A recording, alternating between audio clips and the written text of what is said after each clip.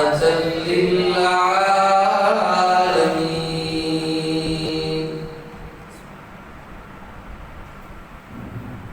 مولاي صل وسلم دائما أبدا على حبيبك خير الخلق كلهم مولاي صل وسلم دائما أبدا على حبيبك خير الخلق كلهم محمد سيد الكونين والثقلين محمد سيد الكونين والثقلين والفريقين من عرب ومن عجم مولاي صل وسلم دائما أبدا على حبيبك خير الخلق كلهم يا صاحب الجمال ويا سيد البشر من وجهك المنير لقد نور القمر لا يمكن الثناء كما كان حقه بعد الهدى ذريته السمكسر واحسن منك لم ترقت عيني واجمل منك لم تلد النساء خلقت مبرئا من كل عيب كأنك قد خلقت كما تشاء اللہ تعالیٰ کی حمد و ثنا کے بعد حضور نبی اکرم شفیع معظم نور مجسم جان کائنات منبع کائنات روح کائنات تخلیق وجہ کائنات احمد مصطفیٰ جناب حضرت محمد مصطفیٰ صلی اللہ علیہ وآلہ وسلم وبارک وسلم کی بارگاہ بے کسبانہ میں حاضر درود و سلام کے بعد آج ماہ رمضان کے دوسرے جمعہ مبارک کی ان سعادت مند گھڑیوں کے اندر اور ان بابرکت لمحات کے اندر لب کشائی کے لیے میں نے جس موضوع کو چنا ہے اور جسے قرآن نے یوم فرقان کے نام سے یاد کیا وہ غزوہ بدر ہے۔ یہ اسلام کا پہلا ٹکراؤ جو کافروں کے ساتھ ہوا، پہلی جنگ جو کافروں کے ساتھ وقع ہوئی۔ مقام بدر پر یہ معرکہ پیش آیا۔ ماہ رمضان کی 17 تاریخ تھی۔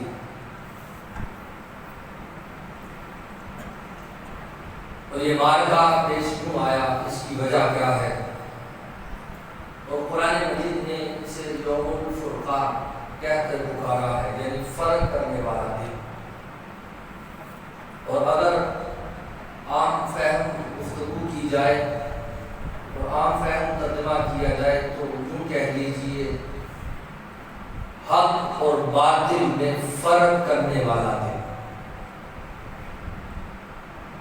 یہ معرکہ مدینہ سے حضور صلی اللہ علیہ وسلم کا قافلہ چلا اور مکہ سے کفار مکہ بدر کے مقام پر آئے۔ حضور صلی اللہ علیہ وسلم جب مکہ میں تھے تو تب بھی ان کو چین نہ تھا، جب حضور مدینے میں آ گئے تب بھی چین نہ آیا۔ اور مکے کے اندر کئی مرتبہ حضرت عمر فاروق رضی اللہ تعالیٰ عنہ نے اپنی تلوار کے دستے پر ہاتھ رکھ کر فرمایا، یا رسول اللہ علیہ وسلم آپ اجازت دیں، کیا ہم سچے نہیں ہیں؟ تو نبی دو جہاں صلی اللہ علیہ وسلم نے فرمایا، اے عمر ابھی جہاد کا حکم نہیں آیا۔ اور مکے کے اندر جو کچھ ہوا، شیر ابی طالب کو سامنے رکھا جائے تو 3 سال تک غلہ روک دیا گیا، یہاں تک کہ عورتوں کی چھاتیاں خشک ہو چکی تھی۔ اور اگر طائف کا منظر آنکھوں کے سامنے لایا جائے. اور طائف کے متعلق جو مصطفیٰ کریم صلی اللہ علیہ وسلم نے فرمایا، حضرت عائشہ صدیقہ رضی اللہ تعالیٰ عنہ فرماتی ہے، میں نے محبوب دو جہاں صلی اللہ علیہ وسلم سے پوچھا، یا رسول اللہ علیہ وسلم، احد کے دن سے سخت بھی کوئی دن آیا ہے آپ کی زندگی میں؟ احد کا منظر کیا ہے کہ آپ کے چچا کو شہید کر دیا گیا، جسم کے ٹکڑے کر دیے گئے، پیٹ کو چار کر کے اس کے اندر جسم کے حصوں کو رکھ دیا گیا. حضور صلی اللہ علیہ وسلم نے اپنے ماتھے پر پٹی باندھی ہوئی ہے اور بار بار یہ الفاظ کہہ رہے تھے، کوئی مجھے میرے چچا کی بات سناؤ، میرے چچا کا منہ سے کوئی تذکرہ کرے. حضرت امیر حمزہ رضی اللہ عنہ کو شہید کر دیا گیا، اور بھی بہت سے صحابہ بہت کے دن شہید کیے گئے. اور اسی سال کو مصطفیٰ کریم صلی اللہ علیہ وسلم نے غم کا سال قرار دیا. حضرت عائشہ صدیقہ رضی اللہ تعالیٰ عنہ نے حضور سے پوچھا، یا رسول اللہ علیہ وسلم، احد کے دن سے کوئی سخت دن بھی آپ کی زندگی میں آیا ہے؟ تو حضور صلی اللہ علیہ وسلم نے فرمایا، ہاں عائشہ، میری زندگی میں ایک دن طائف کا دن ہے جو احد کے دن سے بھی زیادہ سخت تھا. مصطفیٰ کریم صلی اللہ علیہ وسلم تبلیغ کے لیے احد کے طائف کے بازار میں جاتے ہیں، 3 سرداروں کو دین کی دعوت دیتے ہیں، تبلیغ کرتے ہیں. انہوں نے بجائے یہ کہ حضور ان کی ہدایت کے لیے ان کے پاس گئے تھے وہ استقبال کرتے، اس کے برعکس انہوں نے نوجوانوں کو آقا دو جہاں صلی اللہ علیہ وسلم کے پیچھے لگا کہ وہ آپ کے پاؤں پر پتھر مارنے لگے. اور جب حضور صلی اللہ علیہ وسلم کے پاؤں کو تکلیف محسوس ہوتی تو آپ بیٹھ جاتے، تو 2 عباس آگے بڑھتے اور بڑھ کے حضور کو کندھوں سے اٹھا دیتے. پھر جب حضور چلتے تو پھر پتھر مارتے، یہاں تک کہ حضور صلی اللہ علیہ وسلم کے نالین مبارک خون سے لت پت ہو گئے، خون سے بھر گیا. اور پھر جب اصحاب رسول صلی اللہ علیہ وسلم نے یہ منظر دیکھا تو عرض کی، یا رسول اللہ علیہ وسلم، آپ ان کے لیے بددعا فرمائیں. ہونٹ ہلنے کی طرف دیکھنے لگے کہ ہونٹ ہل رہے ہیں، حضور کیا فرماتے ہیں؟ جب ہونٹ ہلے تو پھر بددعا نہیں نکلی، اللہم اعد اہدی قومی لا یعلمون. یہ دعا کرتے ہوئے ہونٹ جنبش دیتے ہیں اور کہتے ہیں، مولا یہ قوم مجھے نہیں جانتی، تو ان کو ہدایت عطا فرما. وہ طائف کا منظر بھی آنکھوں کے سامنے ہے. کعبے کے سائے میں اگر حضور نماز پڑھتے ہیں تو کچھ کفار مکہ اونٹ کی اوجری لا کے حضور کے کندھوں پہ رکھ دیتے ہیں. حضور صلی اللہ علیہ وسلم انتظار کر رہے تھے، تکلیفیں بڑھتی رہی، یہاں تک کہ اتنی مشکلات کے بازاروں کے اندر کانٹے بچھائے جاتے. اصحاب رسول صلی اللہ علیہ وسلم کو بلال حبشی کو تپتی ریت پر لٹایا جاتا اور ان کے پیٹ پر پتھر تل کے پھوڑا جاتا. حضرت بلال حبشی رضی اللہ تعالیٰ عنہ کے پاؤں کو اونٹ کے ساتھ باندھ کر گھوڑوں کے ساتھ باندھ کر گھسیٹا جاتا. تپتی ریت پر نوکیلے پتھروں پر بلال حبشی کو گھسیٹا گیا، مگر ہر حالت میں ایک ہی صدا کی وہ آواز کی تھی کہ وہ خدا ہے. یہ سارے ظلم و زیادتیاں آقا دو جہاں صلی اللہ علیہ وسلم دیکھتے رہے، برداشت کرتے رہے. پھر جب مکے والوں نے حضور کی قدر نہ کی تو پھر قرآن کے اندر حکم آیا، محبوب کو حکم ہوا محبوب یہاں سے عزت فرما جائے. یہ مکے والے آپ کے قدردان نہیں ہیں، مدینے میں جائے لوگ آنکھیں بچھائے آپ کا انتظار کر رہے ہیں. آپ مدینے کی دھرتی پر پہنچے، لوگ آپ کے انتظار میں ہیں، اور پھر حضور صلی اللہ علیہ وسلم عزت فرما جاتے ہیں. جب مدینے کے اندر پہنچتے ہیں تو پہنچنے سے پہلے ہوتا کیا ہے کہ لوگ انتظار میں ہیں. کئی دن مدینے کے اندر حضور کے آنے کا انتظار ہو رہا ہے. لوگ استقبال کے لیے منتظر ہیں کہ کب حضور مدینے میں جگہ فرما ہوں گے. پھر جب حضور مدینے کے اندر داخل ہوتے ہیں تو کچھ بچیوں نے ان الفاظ کے ساتھ یہ کلمہ علامہ اور حضور کی مدحت فرمائی، طلع البدر علیکا من سنیعۃ الوداع. اے خوبصورت چاند والے چہرے والے، ہم تیرا انتظار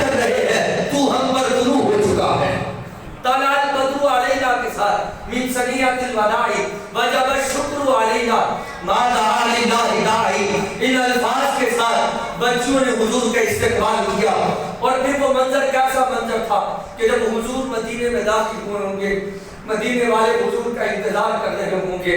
بڑے خوش قسمت ہیں وہ لوگ جنہوں نے اپنی آنکھوں سے حضور کے چہرے کو دیکھا ہوگا, حضور کا دیدار کیا ہوگا. اور بچیوں نے طلعت بدر علینا کے ساتھ مدینے کے اندر حضور کا استقبال کیا. وہ مکے کے اندر وہ لوگ قدردان نہیں تھے, حضور نے مکے کو چھوڑ دیا. اب ادھر مدینے کے اندر استقبال ہو رہا ہے. حضرت ابو ایوب انصاری آپ کی خوشی کی کوئی حد نہ تھی کہ جب ان کے گھر میں آمنہ کے لال حضرت محمد مصطفیٰ ہوئے, وہ آقا کہ جن کے آنے پر جبریل بھی اس گھر میں اترے ہوں گے, رب کے فرشتے بھی اس گھر کا استقبال کر رہے ہوں گے, اس گھر کا طواف کر رہے ہوں گے, بار بار اس گھر میں آ رہے ہوں گے. تو حضرت ابو ایوب انصاری لوگوں کو بتا رہے تھے, لوگوں آمنہ کے لال احمد مصطفیٰ میرے گھر میں آئے ہیں, آج میری خوشی کا اندازہ کوئی نہیں لگا سکتا. حضرت ابو ایوب انصاری کے گھر میں حضور رکے.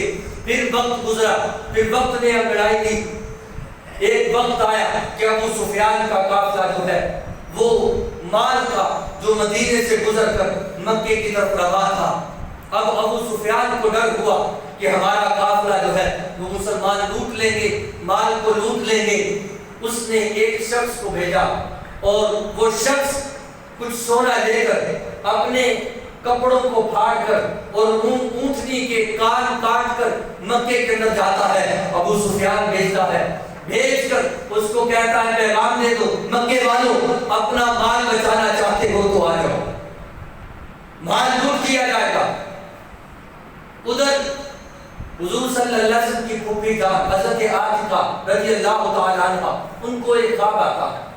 وہ خواب دیکھتی ہے کہ جبل ابو قبیس پر کوئی صدائے لگا رہا ہے کہ مکے والوں بچو, تمہاری موت تمہارا انتظار کر رہی ہے. اور پھر اسی طرح انہوں نے ایک پتھر کو ٹوٹتے ہوئے دیکھا کہ جس کا ایک ایک کنکر مکے کے بڑے بڑے جو کافر تھے ان کے گھر کے اندر گرتا ہے. جب یہ بات ابو جہل تک پہنچی, ابو جہل تک ابھی یہ پیغام نہ پہنچا تھا, وہ شخص جو پیغام لے کر آنے والا تھا پیغام ہی نہ پہنچا. تو اس نے جب یہ خواب سنا تو اس نے ابو الفضل حضور صلی اللہ علیہ وسلم کے چچا جان جو تھے ان کو بلا کر کہا, کیا ایک نبی کافی نہیں تھا کہ یہ خواب سننے میں آیا ہے؟ کہیں ایسا تو نہیں کہیں بنو ہاشم کے اندر ایک عورت نے پھر نبی ہونے کا دعویٰ کر دیا ہے؟ ماشاء اللہ اس نے یہ کلمات کہے. اس نے کہا اگر 3 دن کے اندر کوئی رد عمل نہ آیا اس خواب کا تو پھر میں کعبے کی دیوار کے ساتھ لکھ دوں گا کہ اس کائنات کے اندر بنو ہاشم کا خاندان معاذ اللہ سب سے جھوٹا خاندان. ابو جہل نے جب یہ بات کی, ابھی یہ بات کی ہی تھی, ابو الفضل حضرت عباس رضی اللہ عنہ جب گھر میں آتے ہیں تو گھر میں آ کے بتاتے ہیں تو گھر کی عورتوں نے کہا اے عباس, اے حضور کے چچا, پہلے تو وہ بھتیجے کو برا بڑا کہتا تھا, اب گھر کی عورتوں پر بھی انگلیاں اٹھانے لگا, آپ کی غیرت کہاں گئی؟ حضرت عباس رضی اللہ عنہ کو غصہ آیا, غصے کے ساتھ باہر آتے ہیں اور دیکھتے ہیں ابو جہل بھاگے جا رہا ہے. حضرت عباس نے مجھ سے ڈر گیا ہے, مگر کہانی کچھ اور تھی. ابو قبیس پر پہاڑی پر اعلان کر دیا گیا تھا, اے مکے والوں, اے مکے کے سرداروں, اپنے سامان کو بچانا ہے تو جلدی سے اپنے سامان کی حفاظت کرو, میں ابو سفیان کی طرف سے تمہارے لیے پیغام لایا ہوں. ابو جہل بھاگے جا رہا ہے. حضرت عباس نے لوگوں سے پوچھا وجہ کیا ہے, یہ بھاگے کیوں جا رہا ہے, یہ اتنا بے چین کیوں ہے؟ تو پھر بتایا گیا, مکے کے لوگوں نے بتایا کہ قافلہ لٹنے کا ڈر ہے اور لوگ اکٹھے کیے جا رہے ہیں, اور وہ قافلہ بہت ہی سرمایہ دار اور بڑا ہی مالدار تھا. مکے کے جتنے بھی سردار تھے سب نے اس قافلے کے اندر اپنا حصہ ڈالا ہوا, تجارت کی غرض سے اس قافلے کو بھیجا گیا تھا. مکے کے بڑے بڑے سردار سارے بے چین ہوئے, سب نے تیاری شروع کر دی, جنگ کریں گے. اب ابو جہل جب مکے سے نکلتا ہے, راستے میں ابو سفیان کا قافلہ ملتا ہے, کہتا ہے ہم صحیح سلامت پہنچ گئے, چلو اب مکے کے اندر واپس چلتے ہیں. ابو جہل کے اندر غرور اور تکبر تھا. اس نے کہا میں تو واپس نہیں جاؤں گا، میں تو واپس نہیں جاؤں گا، اب بدر کے مقام پر میں پڑاؤ کروں گا، وہاں میں جشن مناؤں گا. وہ جو میرا قافلہ آیا ہے اگر ضرورت پڑی تو میں قتال بھی کروں گا. یہ بات اس نے کہی. وہ بدر کے مقام پر پہنچے. ادھر حضور صلی اللہ علیہ وسلم کو جب خبر ہوئی کہ قافلہ تیاری کے ساتھ جنگ کے لیے جو ہے مکے سے نکل چکا ہے اور مدینے کی طرف آ رہا ہے، محبوب دو جہاں صلی اللہ علیہ وسلم نے اپنے صحابہ کو جمع کیا اور صحابہ کو جمع کر کے فرمایا مجھے خبر ہوئی ہے کہ ابو جہل جو ہے مکے سے ایک قافلہ تیار کر کے جنگ کے لیے ایک فوج کا دستہ لے کر بدر کی طرف رواں ہے اور مدینے کی طرف وہ حملہ بھی کر سکتا ہے. حضور صلی اللہ علیہ وسلم نے فرمایا مجھے کوئی مشورہ دو. اصحاب رسول بیٹھے ہوئے تھے، ایک ایک صحابی اٹھتے رہے، کبھی سعد بن معاذ اٹھتے ہیں، کبھی حضرت ابو قتادہ اٹھتے ہیں. ایک ایک صحابی اٹھ کر ایک ہی بات کہتے ہیں یا رسول اللہ علیہ وسلم آپ کا اشارہ ہو ہماری جان بھی حاضر ہے، آپ حکم فرمائیں ہم جنگ کے لیے تیار ہیں. اب حضور صلی اللہ علیہ وسلم نے جب انصار اور مہاجرین کے جذبوں کو دیکھا، ان کے جذبہ جہاد کو دیکھا کہ یہ تیار ہے، رب تعالیٰ کی طرف سے بھی حکم آ چکا. محبوب اکرم صلی اللہ علیہ وسلم نے فرمایا تیاری کرو، جنگ کے لیے سامان باندھو. اب کیا ہوا؟ وہ 313 صحابہ، مٹھی بھر صحابہ، اب ادھر کفر ہے اور ادھر حق ہے، ادھر باطل ہے، حق و باطل کی جنگ ہے. اور ادھر اصحاب رسول جب مدینے سے باہر نکل رہے تھے، یہود باتیں کر رہے تھے یہ کیا لڑیں گے ان سے، وہ تو ساز و سامان کے ساتھ آ رہے ہیں، یہ کیا جنگ کریں گے. تو اس وقت مسلمانوں نے جواب دیا، اصحاب رسول نے جواب دیا ہمیں کسی چیز پر بھروسہ نہیں ہے، اگر ہمیں بھروسہ ہے تو اس کالی کملی ذات پر بھروسہ ہے، جو کالی کملی والی ذات ہے اسی پر بھروسہ کرتے ہوئے ہم جنگ کے لیے نکل چکے ہیں. اب ہم رکنے والے نہیں ہیں. چند تلواریں ہیں، چند گھوڑے ہیں، 2 گھوڑوں کا جگر ہے اور اسی طرح 8 شمشیریں اور 6 زرہیں جو ہے، زرہیں جو تھی ان کا ذکر ملتا ہے. صرف اتنا ساز و سامان تھا اور چند اونٹ تھے. اب حضور صلی اللہ علیہ وسلم نے ڈیوٹی باندھ دی اور یہ طریقہ جو ہے وہ رائج کر دیا کہ ایک اونٹ کے لیے 3 مسافر ہوں گے، یعنی ایک اونٹ پر 3 لوگ سفر کریں گے باری باری. حضور صلی اللہ علیہ وسلم نے بھی 3 اصحاب کا انتخاب فرمایا. ان میں حضرت ابو لبابہ رضی اللہ تعالیٰ اور دوسرے حضرت علی رضی اللہ تعالیٰ اور تیسرے آقا جہاں صلی اللہ علیہ وسلم. حضرت ابو لبابہ رضی اللہ عنہ نے عرض کیا صلی اللہ علیہ وسلم میں اپنی باری آپ کو دیتا ہوں. حضرت علی رضی اللہ تعالیٰ عنہ نے فرمایا عرض کیا صلی اللہ علیہ وسلم میں آپ کی بارگاہ میں یہ التجا کرتا ہوں، میں بھی اپنی باری آپ کو دیتا ہوں، آپ ان پر سوار رہیں، ہم پیدل چلیں گے. مصطفیٰ کریم صلی اللہ علیہ وسلم نے جواب دیا، فرمایا کیا تم مجھ سے زیادہ نیکی کے حقدار ہو یا میں نیکی سے بے نیاز ہوں، یا میں نیکی سے بے نیاز ہوں کہ میں نیکی نہیں کروں گا. مصطفیٰ کریم صلی اللہ علیہ وسلم نے برابری کی، انصاف کی وہ مثال قائم کی. اور پھر مصطفیٰ کریم صلی اللہ علیہ وسلم نے فرمایا کہ اے علی تم اپنی باری پر سوار ہوگے، میں پیدل چلوں گا.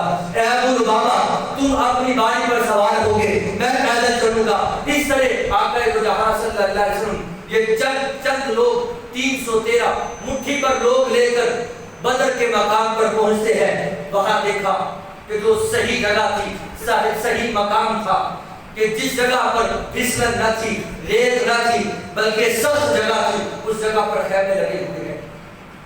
آقا دو جہاں صلی اللہ علیہ وسلم نے فرمایا اب ریتلی زمین بچی ہے، اسی پر خیمے لگاتے ہیں. اور پھر وہاں پہنچے تو خیمے لگا دیے گئے. اور آج بھی جہاں حضور صلی اللہ علیہ وسلم کا خیمہ لگایا تھا عریش، وہاں مسجد بنائی گئی ہے، آج بھی وہاں مسجد موجود ہے. اور پھر وہاں پہنچتے ہیں بدر کے مقام کے اندر آقا جہاں صلی اللہ علیہ وسلم کا خیمہ لگایا گیا، لوگوں کے خیمے لگائے گئے، اصحاب رسول صلی اللہ علیہ وسلم نے خیمے باندھ لیے.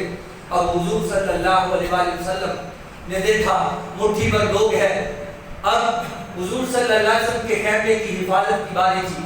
سامنے کفار مکہ ہے، ہزاروں کی تعداد میں لشکر ہے اور پوری تیاری کے ساتھ، پورے ساز و سامان کے ساتھ آئے ہیں. اور ادھر لوگ تھے کہ جن کے جسموں پر کپڑے بھی پورے نہیں تھے، اور ادھر لوگ تھے کہ جن کے پاس اگر تلوار تھی تو اس کا دستہ بھی نہیں تھا، ادھر وہ لوگ تھے کہ جن کے پاس لڑنے کے لیے تلواریں بھی نہیں تھی بلکہ ہاتھوں کے اندر لکڑیاں اٹھائے جا رہے تھے، جن کے پاؤں میں پہننے کے لیے جوتے بھی نہیں تھے، ادھر وہ لوگ تھے جو روزے کے ساتھ نکلے تھے، جن کے پاس کھانے کے لیے کچھ موجود بھی نہیں تھا بلکہ کھجور کی گٹلی کو چوس کر وہ روزہ سحری کر لیتے تھے اور اسی گٹلی کو چوس کر روزہ افطار کر دیا کرتے تھے۔ ادھر مٹھی پر لوگ جب 313 کی تعداد بدر کے مقام پہ پڑاؤ کرتی ہے اور سامنے کفار مکہ ہے، حضرت ابوبکر صدیق رضی اللہ عنہ نے کہا میں ڈیوٹی دوں گا حضور کے خیمے پر، اور حضرت علی رضی اللہ تعالیٰ اکثر یہ ارشاد فرمایا کرتے تھے اگر مجھ سے بہادر کسی کو دیکھ رہا ہے تو پھر حضرت ابوبکر صدیق کو دیکھ لو۔ بدر کے مقام پر جب مٹھی پر لوگ مسلمان تھے اس وقت حفاظت کے لیے جو مامور کیے گئے تھے وہ حضرت ابوبکر صدیق تھے، جنہوں نے کہا تھا میں حضور کے خیمے کی حفاظت کروں گا۔ حضرت ابوبکر صدیق رضی اللہ عنہ بیان کرتے ہیں کہ سارے صحابہ سو گئے اور میں نے حضور کو دیکھا، حضور نے اپنا سر اقدس اپنی جبین نیاز کو رب کی بارگاہ میں جھکا دیا اور ساری رات دعا کرتے رہے، یا حی یا قیوم کا وظیفہ کرتے رہے اور ساری رات سبحان ربی الاعلیٰ کہتے رہے اور رب کی بارگاہ میں التجا کرتے رہے، اور جسے قرآن نے بھی بیان کیا ہے استغیثون ربکم فاستجاب لکم انی ممدکم بألف من الملائکۃ مردفین۔ اور محبوب وہ بات یاد کرو، وہ وقت یاد کرو کہ جب آپ میری بارگاہ میں استغاثہ کر رہے تھے اور ہم نے آپ کے استغاثے کو، آپ کی دعا کو قبول کیا، فاستجاب لکم انی ممدکم بألف من الملائکۃ مردفین۔ محبوب وہ آپ کی دعا ہی تھی جو قبول کی، اور پھر ہم نے مدد کے لیے آسمان سے فرشتوں کو نازل فرمایا۔ تو گویا حضور صلی اللہ علیہ وسلم ساری رات دعا کرتے رہے، التجا کرتے رہے، صحابہ آرام فرما رہے، اور پھر پہلی مدد کیا اتری؟ آسمان سے بارش کا نزول ہوا۔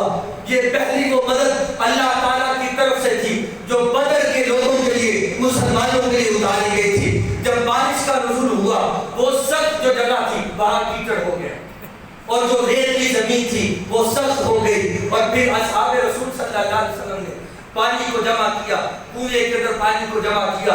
صبح فجر کی نماز ہوتی ہے، فجر کی نماز ہونے کے بعد آقا دو جہاں صلی اللہ علیہ وسلم اصحاب رسول سے فرماتے ہیں اور صحابہ کو کچھ کو ساتھ لیتے ہیں اور بتاتے ہیں میں دیکھ رہا ہوں اس جگہ پر عتبہ تڑپے گا، اس جگہ پر شیبہ تڑپے گا، اس جگہ پر ابو جہل کی لاش پڑی ہوگی۔ حضور صلی اللہ علیہ وسلم نشان دہی فرما رہے ہیں، اور پھر اصحاب رسول کی صفے سیدھی فرمائی گئی۔ جب صفے سیدھی فرما لی تو پھر آقا دو جہاں صلی اللہ علیہ وسلم نے جو جس ناز کے ساتھ وہ دعا مانگی تھی وہ حدیث مبارکہ کے اندر موجود ہے۔ ادھر صفے بند گئی، مصطفیٰ کریم صلی اللہ علیہ وسلم نے اپنا سر اقدس بارگاہ رسالت میں جھکا دیا اور سر رکھ کے کہا اے مولا وہ جو آکاش کی منڈیوں میں نے تبلیغ کی ہے، طائف کے بازاروں میں جو میں نے پتھر کھا کے تبلیغ کی ہے، یا رسول اللہ علیہ وسلم جو میں نے کعبے کے سائے میں کفار کی چمکتی ہوئی تلواروں میں جو میں نے تبلیغ کی ہے، وہ جو میں نے ایک ایک تنکا جوڑ کر آج گھونسلہ بنایا ہے، یہ 313 کی تعداد ہے، یہ دعا کوئی نہیں کر سکتا جس ناز سے میرے اور آپ کے آقا نے دعا کی۔ وہ دعا کیا تھی؟ مولا یہ 313 ہے، اگر آج یہ نہ بچے تو یاد رکھنا قیامت تک تیرا نام لینے والی کوئی نہیں بچے گا۔ یہ میری محنت ہے، یہ میں نے گھونسلہ بنایا ہے، اس کی حفاظت کرنا۔ اور حضرت علی مرتضیٰ شیر خدا رضی اللہ عنہ فرماتے ہیں میں نے دیکھا حضور صلی اللہ علیہ وسلم سجدے کے اندر آنسو بہا رہے ہیں، رو رہے ہیں، التجا کر رہے ہیں، استغاثہ کر رہے ہیں۔ بس استغاثہ کرتے ہوئے اچانک سے آقا دو جہاں صلی اللہ علیہ وسلم نے اپنے سر اقدس کو اٹھایا اور پھر آسمان کی طرف دیکھا اور دیکھ کر فرمایا اے میرے صحابہ مبارک ہو، آسمان سے جبریل امین بھی اتر آئے ہیں، فرشتے بھی اتر آئے ہیں تمہاری مدد کے لیے۔ بدر کے میدان کے اندر آسمان سے جبریل امین بھی آ رہے ہیں، فرشتے بھی اتر رہے ہیں۔ بخ بخ مبارک ہو ایسے صحابہ تم لوگوں کو کہ آسمان سے تمہاری مدد کے لیے فرشتے اتر گئے، اور پھر کیا ہوا؟ آقا دو جہاں صلی اللہ علیہ وسلم نے صفوں کو سیدھا کرنے کے بعد، دعا کرنے کے بعد پھر جنگ کا آغاز ہوا۔ بڑے متکبر تھے مکے والے۔ آقا دو جہاں صلی اللہ علیہ وسلم نے عتبہ و شیبہ کے مقابلے کے اندر 3 اصحاب کو بھیجا۔ انہوں نے کہا تمہارا نام کیا ہے؟ انہوں نے کہا ہم انصار سے، ہمارا فلاں بن فلاں نام ہے۔ انہوں نے کہا تم ہمارے جوڑ کے نہیں، تم ہمارے جوڑ کے نہیں ہو، ہمارے جوڑ کا جس نے آنا ہے وہ آئے۔ حضرت علی رضی اللہ تعالیٰ سب کے اندر موجود تھے، حضرت عبیدہ بن جراح رضی اللہ تعالیٰ موجود تھے، اور اسی طرح حضرت حمزہ رضی اللہ تعالیٰ سب کے اندر کھڑے تھے۔ جب حضور صلی اللہ علیہ وسلم کو آ کر اصحاب رسول نے بتایا، وہ کہتے جوڑ کے بھیجو، تو پھر حضرت محمد مصطفیٰ صلی اللہ علیہ وسلم نے فرمایا اے حمزہ تم چلو، علی تم چلو، اے عبیدہ بن جراح تم چلو۔ جب حضرت علی رضی اللہ عنہ میدان میں اترے، پھر کیا ہوا؟ عتبہ و شیبہ ڈھیر ہو گئے۔ حضرت عبیدہ بن جراح رضی اللہ عنہ کی پنڈلی کٹ گئی۔ حضرت علی رضی اللہ عنہ پیر در پہ وار کرتے رہتے، اور پھر کیا ہوا؟ حضرت عبیدہ بن جراح کی جب پنڈلی کٹی، مگر گھوڑے سے نیچے نہیں اترے، بلکہ لڑتے رہے، لڑتے لڑتے یہاں تک کہ اپنے آپ کو پھر حضور کی بارگاہ میں لاتے ہیں، حضور کے قدموں میں گر جاتے ہیں۔ مصطفیٰ کریم صلی اللہ علیہ وسلم کی بارگاہ میں عرض کرتے ہیں یا رسول اللہ علیہ وسلم مجھے بتائیے کیا میں شہید ہوں یا نہیں؟ مصطفیٰ کریم صلی اللہ علیہ وسلم نے فرمایا اشہد انک شہید، میں مصطفیٰ گواہی دیتا ہوں اے عبیدہ بن جراح تو واقعی ہی شہید ہے، تو واقعی ہی شہید ہے۔ حضرت عبیدہ بن جراح حضور صلی اللہ علیہ وسلم کے قدموں پہ سر رکھتے ہوئے اپنی جان کو اس دنیا سے رخصت کر دیتے ہیں۔ اور پھر اسی طرح شاعر نے کیا خوب لکھا ہے، گر وقت اجل سر تیری چوکھٹ پہ پڑا ہو، گر وقت اجل سر تیری چوکھٹ پہ پڑا ہو، جتنی بھی قضا ہو ایک ہی سجدے میں ادا ہو۔ اس حالت کے اندر اس دنیا کو چھوڑتے ہوئے حضرت عبیدہ بن جراح رضی اللہ تعالیٰ اس دنیا سے چلے گئے۔ اور پھر اسی طرح حضرت علی رضی اللہ تعالیٰ بیان کرتے ہیں کہ میں بار بار بڑھ بڑھ کر حملے کر رہا تھا، پھر میں حضور کی بارگاہ میں آتا، میں ہر بار دیکھتا تھا کہ حضور سجدے میں ہے، حضور سجدے میں ہے، حضور سجدے میں ہے۔ میں اپنے من کی پیاس کو بجھانے کے لیے حضور کا دیدار کرتا، پھر میدان جنگ میں اتر جاتا۔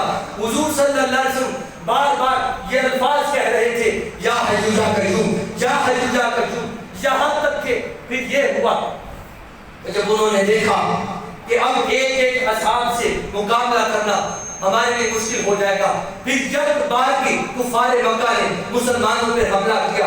حضرت علی رضی اللہ عنہ فرماتے ہیں جب یک بار ایک بار ہی کفار مکہ نے مسلمانوں پر حملہ کیا، پھر مصطفیٰ نے مسلح کو سمیٹا، خود سوار ہوئے میدان جنگ میں اترے۔ اور حضرت علی رضی اللہ عنہ فرماتے ہیں پھر میں نے جب دیکھا ہر طرف اصحاب رسول تھے، سب سے بڑھ کر جو آگے حملہ کر رہے تھے وہ ہم مسلمانوں میں آقا دو جہاں صلی اللہ علیہ وسلم تھے، کہ جو سب سے بڑھ کر کفار مکہ پر اپنی تلوار کو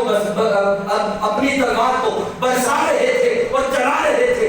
اور اسی طرح آقا دو جہاں صلی اللہ علیہ وسلم ان پہ حملہ آور ہوئے کہ حضور صلی اللہ علیہ وسلم سب سے آگے تھے۔ حضرت علی رضی اللہ عنہ فرماتے ہیں ہمیں پتہ تو تھا ہی کہ سب سے بہادر اور اسی طرح سب سے جرأت والا جو شخص ہے وہ ہمارے آقا مولا صلی اللہ علیہ وسلم ہے۔ اور میدان بدر میں یہ منظر میں نے اپنی آنکھوں سے دیکھا کہ میدان بدر کے اندر سب سے آگے جو سب میں نظر آ رہے تھے وہ ہمارے لیڈر آقا دو جہاں صلی اللہ علیہ وسلم تھے۔ اور پھر اسی طرح حضرت عبد الرحمن بن عوف فرماتے ہیں کہ میں نے دیکھا کچھ 2 بچے جو ہیں وہ میرے پاس آتے ہیں، مجھ سے پوچھتے ہیں ابو جہل کا بتاؤ جو حضور کو برا بھلا کہتا ہے، سنا ہے وہ حضور کو معاذ اللہ گالیاں بھی دیتا ہے۔ عبد الرحمن بن عوف کہتے ہیں میں نے ان سے پوچھا تم نے کیا کرنا ہے، تو پھر انہوں نے کہا یہ مت پوچھو مجھے بتاؤ وہ ہے کہاں۔ میں نے اشارہ کیا، حضرت عبد الرحمن بن عوف کہتے ہیں بس اشارہ کرنے کی دیر تھی وہ دونوں بچے ابو جہل کے قریب میں نے پائے، اور پھر انہوں نے ابو جہل کی ٹانگوں کو کاٹا، پھر ابو جہل نیچے گیا، اس پر حملہ کیا، اور دونوں بارگاہ رسالت میں حاضر ہوتے ہیں یا رسول اللہ علیہ وسلم جو آپ کا سب سے بڑا دشمن تھا ابو جہل، اسے ہم نے واسطے جہنم کر دیا، اسے ہم نے واسطے جہنم کر دیا۔ معاذ کہتا ہے میں نے کیا ہے، محبت کہتا ہے میں نے کیا ہے۔ اب بات بڑی تو آقا دو جہاں صلی اللہ علیہ وسلم نے فرمایا یہ ان کی عمریں اگر میں آپ کے سامنے رکھوں تو عمر کا جو ذکر ملتا ہے وہ ایک کی 12 سال دوسرے کی 14 سال، اس عمر کے اندر جذبہ جہاد سے سرشار یہ لوگ تھے، وہ کہہ رہے میں نے کیا ہے اور دوسرا کہہ رہا ہے میں نے کیا ہے۔ آقا تو جہاں صلی اللہ علیہ وسلم نے فرمایا تم نے تلواریں دھوئی تو نہیں؟ یا رسول اللہ علیہ وسلم نہیں، فرمایا دونوں دکھا۔ جب تلواریں دیکھی تو دونوں سے خون ٹپک رہا تھا، فرمایا ایک نہیں بلکہ تم دونوں نے مل کر ابو جہل کا قتل کیا ہے۔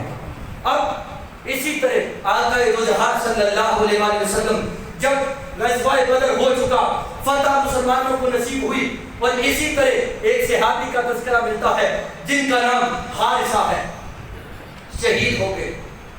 ماں کا جذبہ دیکھیے، جوانوں کا جذبہ دیکھیے، حضرت عبیدہ بن جراح بوڑھے تھے، ان کا جذبہ دیکھیے، بوڑھے ہو چکے تھے مگر جذبہ جہاد سے سرشار تھے، دین اسلام ان کے من کے اندر اترا ہوا تھا۔ حضرت حارثہ کی والدہ کو جب خبر ہوئی کہ میرا بیٹا شہید ہو گیا ہے، حضرت حارثہ حارثہ بارگاہ رسالت میں حاضر ہوتی ہے، عرض کرتی ہے یا رسول اللہ علیہ وسلم مجھے خبر دیجیے، مجھے بتائیے میرا حارثہ بیٹا اس وقت کہاں ہے، میرا بیٹا اس وقت کہاں ہے، اسے جنت ملی یا نہیں ملی۔ جب یہ بات کی تو آگے تو جہاں صلی اللہ علیہ وسلم نے فرمایا اے حارثہ تم کیسی باتیں کرتی ہو، تم کیسی باتیں کرتی ہو، جنت کے اندر کچھ درجے ہیں، جنت بہت سی ہے مگر حادثہ اس درجے کے اندر ہے جو سب سے اوپر والا درجہ ہے۔ میں دیکھ رہا ہوں حادثہ اس وقت جنت الفردوس کے اندر ہے، حادثہ اس وقت جنت الفردوس کے اندر ہے۔ اور اس عورت نے خوشی سے کھڑے ہو کر کہا مبارک ہو حادثہ، مبارک ہو حادثہ، تم نے جنت کو حاصل کر لیا ہے۔ یہ ماں کے جذبے تھے، جب ماں اپنے بچے کی شہادت کا سنتی اور جنت کی خبر سنتی تو خوشی سے لڈار ہو جاتی اور بازاروں کے اندر لوگوں کو بتاتی پھر رہی تھی میرا بیٹا حارثہ اس وقت جنت الفردوس کے اندر ٹہل رہا ہے۔ یہ مجھے میرے نبی صلی اللہ علیہ وسلم نے بتایا ہے۔ تو گویا یہ جذبہ جہاد سے سرشار یہ لوگ اصحاب رسول صلی اللہ علیہ وسلم، ان کی شان کا اندازہ کون لگا سکتا ہے، مگر یہ یاد رکھیے آج 55-57 ملک ہونے کے باوجود مسلمان ذلیل و خوار کیوں ہے؟ آج ہم ذلیل کیوں ہو رہے ہیں؟ اس کی وجہ یہ ہے کہ آج ہم نے سجدوں کو چھوڑ دیا ہے۔ قرآن اٹھائیے، یہ بدر کی کامیابی کے پیچھے جو سب سے بڑی کامیابی نظر آتی ہے وہ یہی ہے جو مصطفیٰ کریم صلی اللہ علیہ وسلم نے رب کی بارگاہ میں سجدہ کیا تھا، استغاثہ کیا تھا۔ آج ہماری پیشانیاں سجدوں سے دور ہیں، آج ہماری پیشانیوں کے اندر سجدوں کا نور نہیں ہے۔ اگر ان پیشانیوں میں سجدوں کا نور آ جاتا ہے تو خدا کی عزت کی قسم دل میں ایمان ہوگا اور بازو میں جہاد کی قوت ہوگی، اور جو لہراتی ہوئی پوری کفر کے اندر ایک زلزلہ برپا کر دے گی۔ اس وقت 313 تھی، آج 1 ارب 40 کروڑ مسلمان ہیں، مگر باوجود اس کے ہم ذلت و رسوائی کے اندر پیچھے جا رہے ہیں۔ ظلم ہو رہا ہے کشمیر کے اندر اور فلسطین کے اندر بھی بچیوں کی عزتوں کو اجاڑا جا رہا ہے، مگر آج کا مسلمان خاموش بیٹھا ہے۔ وجہ یہی ہے کہ آج ہم نے سجدہ کرنا چھوڑ دیا ہے، اور مصطفیٰ کریم صلی اللہ علیہ وسلم نے سجدہ کیا تھا رب کی بارگاہ میں، مولا 313 ہے، اگر یہ نہ رہے تو پھر تیرا نام لینے والا کوئی نہیں رہے گا۔ وہی سجدہ تھا۔ حضرت علی بار بار بتا رہے ہیں کہ میں جنگ کو چھوڑ کے جب بھی حضور کی بارگاہ میں حاضر ہوتا تو میں ایک ہی حالت میں پاتا کہ حضور سجدے میں تھے۔ حضور جانتے تھے فتح ہے تو سجدے میں ہے، کامیابی ہے تو سجدے میں ہے، مدد ہے تو سجدے میں ہے۔ اگر ہم رب کی مدد حاصل کرنا چاہتے ہیں، آج اگر مسلمان فتح چاہتا ہے کافروں پر، آج اگر مسلمان فرشتوں کو اپنی مدد کے لیے سامنے ہاتھ کرنا چاہتا ہے تو فقط ایک ہی رستہ ہے، وہ ہمارے لیے سجدہ ہے۔ آج مسلمانوں کی زمینیں سجدوں سے خالی ہے، آج مسجدیں ویراں پڑی ہے کہ مسجدوں کے اندر سجدہ کرنے والا مسلمان نظر نہیں آتا۔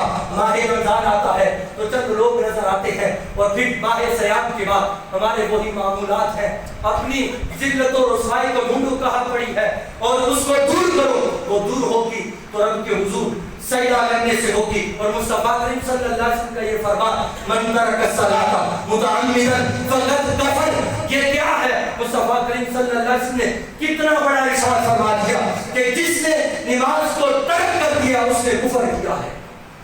آج ہم کس قدر دور ہو چکے ہیں. اور مسند احمد بن حنبل کی ایک حدیث مبارکہ آپ کے سامنے رکھوں گا. سجدے کی لذت تو بڑی دور ہے, سجدے کی رحمتیں تو بڑی دور ہے. حدیث روایت کے اندر آتا ہے کہ جب کوئی بندہ عبادت کے لیے, نماز کے لیے وضو کرنے کے لیے اٹھتا ہے, جب وہ وضو کرتا ہے اس کے جسم پر پانی بہتا ہے. جب پانی بہتا ہی ہے, ابھی اس نے سجدہ نہیں کیا, ابھی اس نے تکبیر اولا نہیں کی, نماز کی نیت نہیں کی, سبحان ربی الاعلیٰ اور سبحان ربی العظیم کے نغمے علاقے ہی نہیں, اس سے پہلے ہی روایت کے اندر آتا ہے جب بندہ وضو کر کے فارغ ہوتا ہے, جیسے جیسے اس کے جسم سے قطرے گرتے ہیں, اللہ تبارک و تعالیٰ اسی طرح اس کے جسم کے سارے گناہوں کو مٹا دیتا ہے.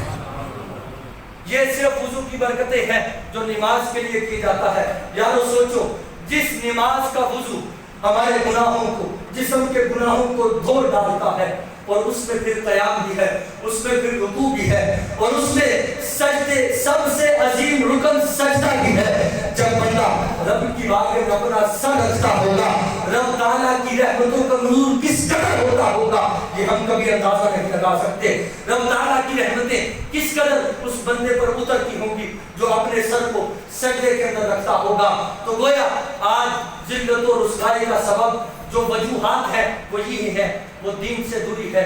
آؤ وہ اصحاب بدر کی زندگی کو دیکھو, وہ اصحاب رسول جو جذبہ جہاد سے سرشار تھے, وہ جو جذبہ ایمان سے سرشار تھے, وہ جو عشق رسول کے اندر اپنی زندگی کو گزارنے والے تھے, ان کی زندگیوں کو دیکھو, ان کی زندگیوں کو سامنے رکھتے ہوئے اپنی زندگیوں کو بسر کرو. اور اسی طرح اقبال کا یہ جو ایک شعر بہت ہی خوبصورت ہے, اور میں ایک سجدہ جسے تو گرا سمجھتا ہے, ہزار سجدوں سے دیتا ہے آدمی کو نجات. ہم یہ سمجھتے ہیں ایک نماز چھوٹی ہے, ایک سنت کو ترک کیا ہے, ایک نفل نماز ہی چھوڑی ہے, مگر یاد رکھیے گا پتہ نہیں کون سی نماز ہمارے لیے بخشش و مغفرت کا سبب بن سکتی ہے.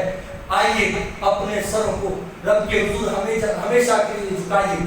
آج ہم شروع سے لے کر آج تک مسلمان جو ہے وہ غلامی کے دور کے اندر ہے, شروع سے لے کر آج تک مسلمان غلامی کے دور کے اندر ہے.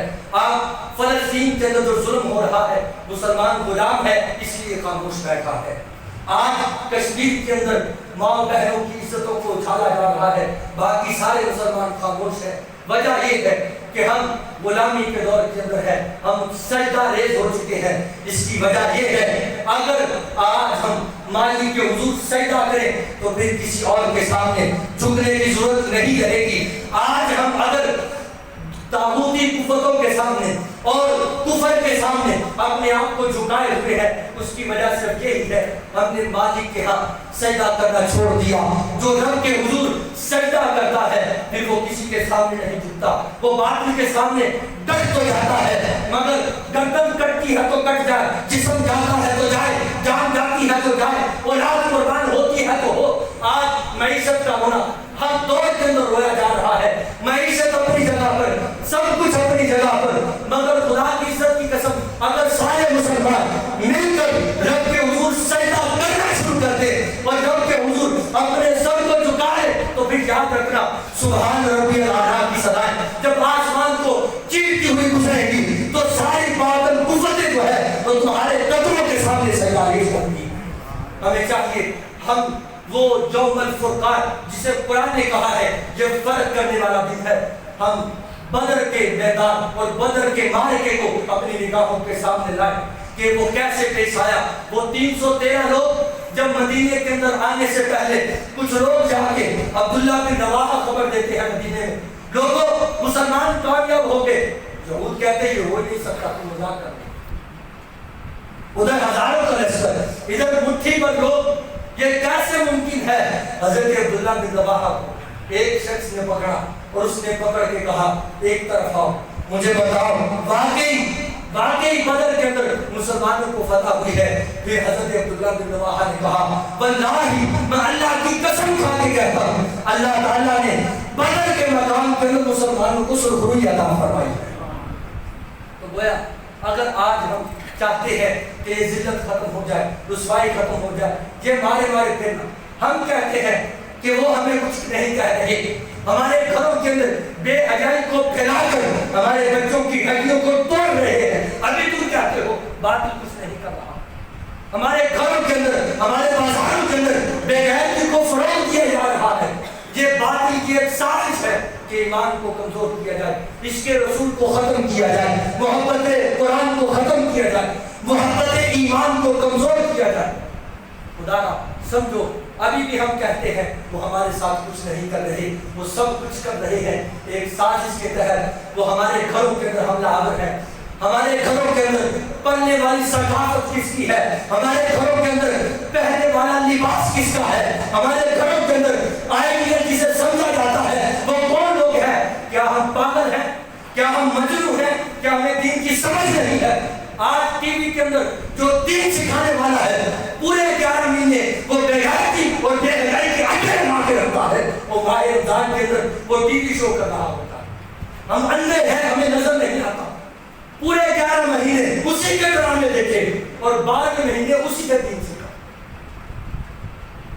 ہم دیکھیں ہم کس قدر پستی کا شکار ہو چکے ہیں. خدا را اگر ہم آج بھی مسجدوں سے جڑ جائیں گے, اپنی پیشانیوں کو رب کے حضور جھکا دیں گے, تو ہمیں عزت وہی ملے گی جو اصحاب رسول کو بغیر ساز و سامان کے تعداد کم ہونے کی وجہ سے بھی نہیں, وہ پھر بھی ناکام نہ ہوئے. تعداد میں کم تھے مگر محبت کے اندر وہ بہت آگے تھے. اللہ تعالیٰ نے ان کو فتح عطا فرمائے. اللہ تبارک و تعالیٰ مجھے اور آپ سب کو آقا دو جہاں صلی اللہ علیہ وسلم کے بتائے ہوئے دین پر چلتے ہوئے اللہ تبارک و تعالیٰ ہم سب کو ساری زندگی پرہیزگارانہ نماز ادا کرنے کی توفیق عطا فرمائے. واخر دعوانا